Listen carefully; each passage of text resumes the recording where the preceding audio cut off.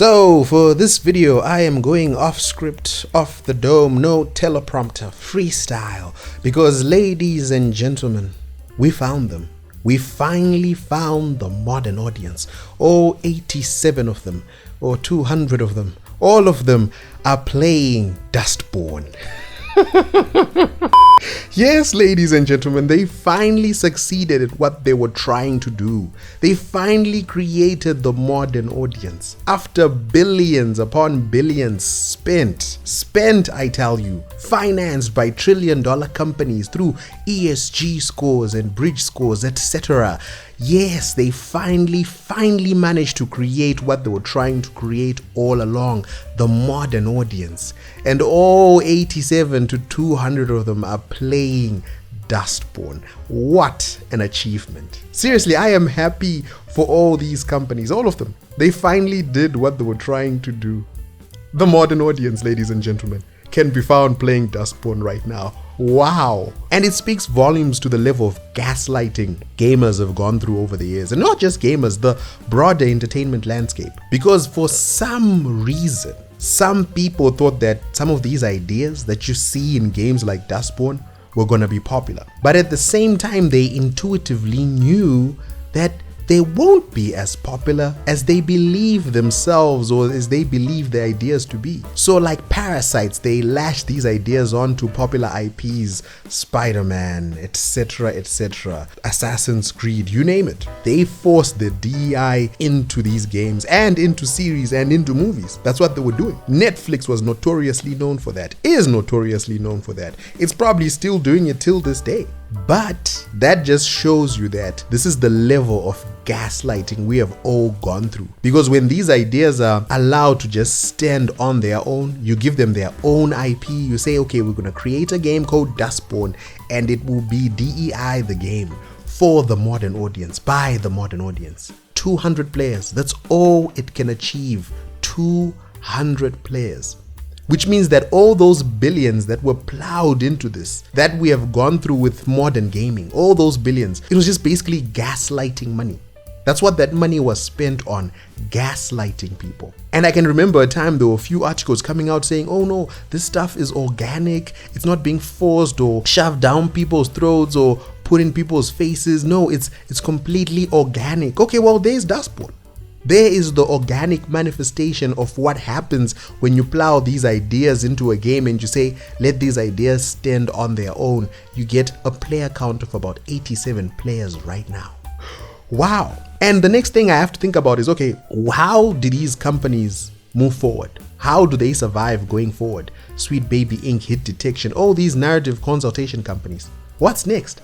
How do they sell their services now? Because before, the pitch they were giving to people was, if you bring us on board, what we will do is we'll remove all the insensitivities from your game, right? All the indignities, other people who are so sensitive who have to suffer if they play your game without us telling you what will possibly offend them.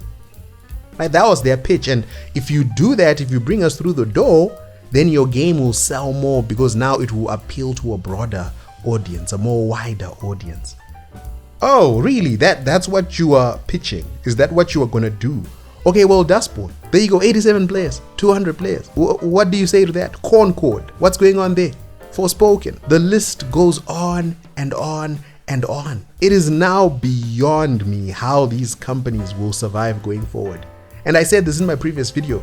If you are a gaming company right now, and you decide you want to take on the services of Sweet Baby Inc. or a company of that nature, if that's what you want to do, I wish you well. May you get everything you deserve. Those 200 players that are enjoying Dustborn, may they come play your game as well. May you get hundreds or thousands of dollars as a reward for being so loyal to the cause. Because everyone else is done. Everyone else is done. Black Myth Wukong, over 3 million concurrent players on Steam. That's what everyone else is playing. A game that is synonymous with its creators saying, hey, we are not about this DEI life. We do not want these narrative consultation companies anywhere near our company. They have been called every name in the book by the game journals. Everyone is calling them names. The Verge just released an article and they had to slip it in there. Oh, there's accusations of sexism and this and that about game science. They had to do that. IGN in its review of Black Myth Wukong also slipped it in. Oh, accusation about this and that. They always have to do that. But still, what are the players interested in? What are the gamers doing? What are the normies doing? They are playing Black Myth Wukong. 3 million of them right now, concurrent players. And where is the modern audience? Oh, 87, 200 of them? They are playing Dustborn. Okay. So, it's very simple. If you want to spend millions of dollars as a game development company on creating a game that will tantalize the tastes of 200 players after you spent millions of dollars and years of your life developing that game, then by all means, go ahead and enjoy, indulge yourself. But don't complain when after people don't buy your game, your company has to close down. And I'm saying all of this because right now I'm thinking about the creator of Dustborn, or the guy in charge of the company. I didn't even care enough to know his name. It doesn't matter.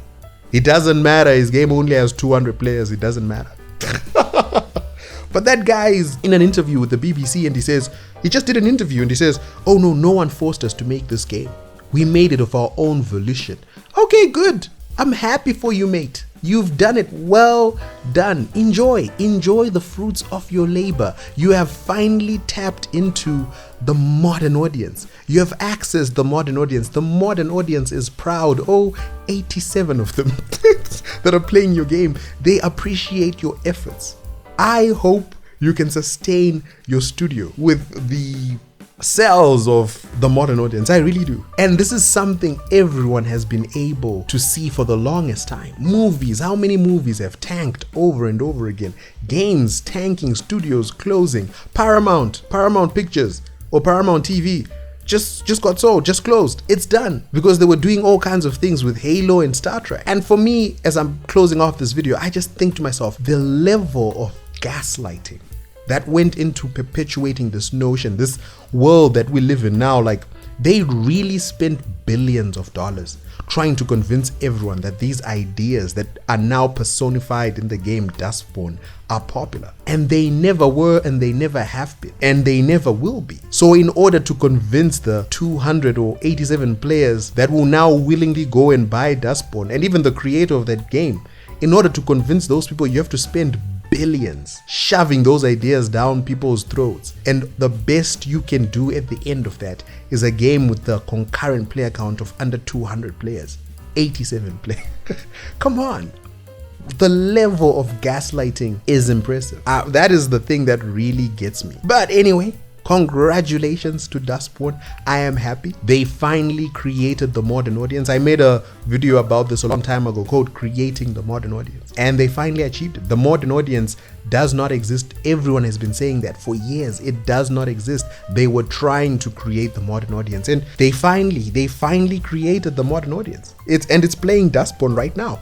All 200 of them. Congratulations. I am happy for everyone who has plowed billions into making that reality the reality we're living in now. I won't be playing the game. I have other things to do with my time. But for everyone else, yeah, Black Myth Wukong, guys. That's a thing.